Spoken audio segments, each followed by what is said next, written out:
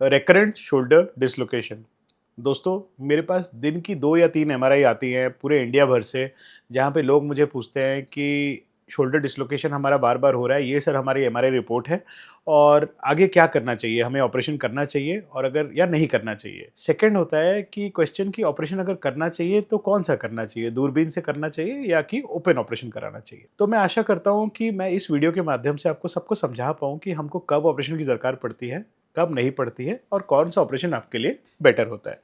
तो इस वीडियो को ज़रा ध्यान से देखिएगा। दोस्तों, जब हम शोल्डर डिसलोकेशन की बात करते हैं तो नॉर्मली जो डिसलोकेशन होती है वो एंटीरियर होती है, मतलब शोल्डर का आगे की तरफ खिसकना। अगर फर्स्ट टाइम डिसलोकेटर है, मतलब पहली बार ही शोल्डर डिसलोकेट हुआ है, तो कुछ नहीं करना होता, शोल्डर को किसी डॉक्टर के पास जाके बैठाना होता है।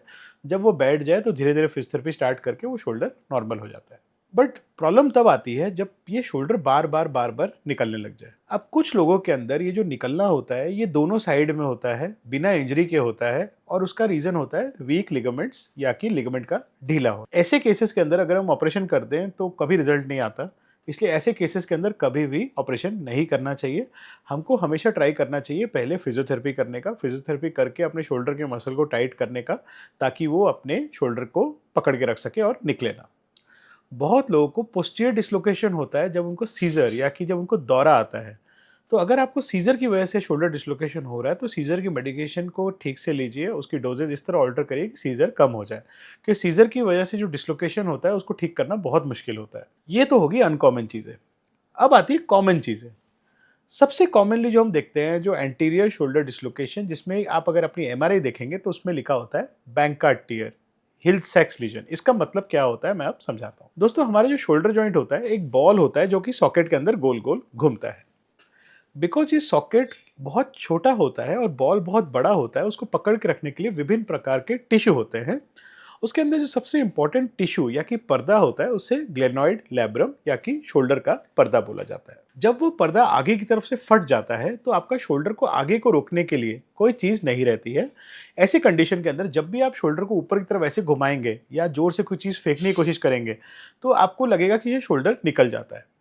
बहुत बार ऐसा भी होता है कि रात को सोते-सोते अगर आप शोल्डर को ऊपर उठाएँगे या आपको पता नहीं चलता कि आपने उठा दिए, शोल्डर फिर भी डिस्लोकेट हो सकता है। ऐसे केसेस के अंदर अनफॉर्च्यूनेटली हमेशा किसी प्रकार की सर्जरी की दरकार पड़ती है। अब शोल्डर पे जब बात आती है तो बिकॉज़ शोल्डर बहुत बार लेफ्ट शोल्डर होता है या राइट शोल्डर होता है, बार-बार उतर जाता है, बार-बार चढ़ जाता है, लोग उसको बहुत सालों तक इग्नोर कर देते हैं। ये थोड़ा ठीक नहीं है, क्योंकि हम जितना इग्नोर करते हैं और जितनी बार हमारा शोल्डर डिस्लोकेट होता है, उतने बार हमारा जो सॉकेट है उसकी हड्डी घिसती है, क्योंकि ये हड्डी-हड्डी से रगड़ती है। अगर हम अर्ली स्टेजेस में इसको ठीक कर लें या पकड़ लें तो एक बहुत छोटा-सा ऑपरेशन होता है जिसको आर्थ्रोस्कोपिक बैंकार्ड रिपेयर बोलते हैं। इसके अंदर हम शोल्डर जॉइंट के अंदर एक कैमरा डाल के आपका जो पर्दा फट गया है उसको 3 स्टिचेस से सील देते हैं, जो कि डिसॉल्वेबल होते हैं। इस ऑपरेशन के बाद 3 हफ्ते के अंदर आप अपना हाथ का मूवमेंट फिर से स्टार्ट कर सकते हैं और 3 महीने के अंदर आप पूरा नॉर्मल हो जाते हैं, फिर से शोल्डर डिस्लोकेट नहीं करता है।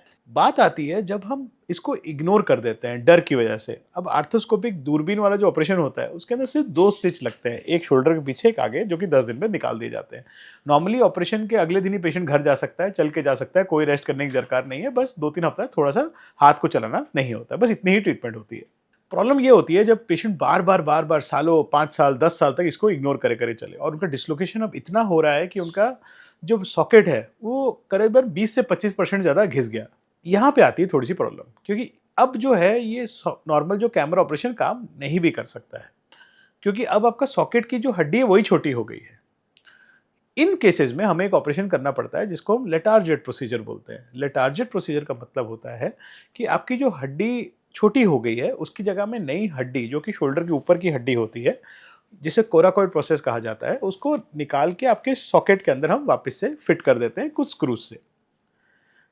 मुझे ये सर्जरी कभी पसंद नहीं होती, क्योंकि ये एक सर्जरी है ट्रीटमेंट फेलियर की। मतलब हमने पहले ही ध्यान अगर दे दिया होता तो आज ये चीज़ पे हम नहीं पहुंचे। ऑल्दो लेटार्जेट प्रोसीजर के भी रिजल्ट्स बहुत अच्छे हैं, लोग ठीक हो जाते हैं।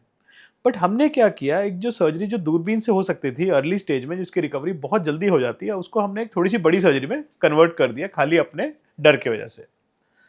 तो दोस्तों, अगर आपका शोल्डर बार बार डिसलोकेट हो रहा है और प्लीज़ एक एमआरआई कराइए। अगर आपकी एमआरआई के अंदर आता है कि बैंकाट है, बोनी बैंकाट है या हिल सैक्स लीजन है और बोन लॉस ज़्यादा नहीं हुआ है, तो जितना जल्दी हो सके एक आर्थोस्कोपिक सर्जन या दूरबीन वाले जो ऑपरेशन करते हैं डॉक्टर, ऑर्थोपेडिक डॉक्टर, उनके पास जाइए, ये ऑपरेशन करवा लीजिए क्योंकि इसकी सक्सेस रेट बहुत बढ़िया है। मैं ये ऑपरेशन बहुत रूटीनली करता हूँ और इसके रिजल्ट्स बहुत अच्छे आते हैं। पेशेंट हमेशा बहुत खुश होते हैं।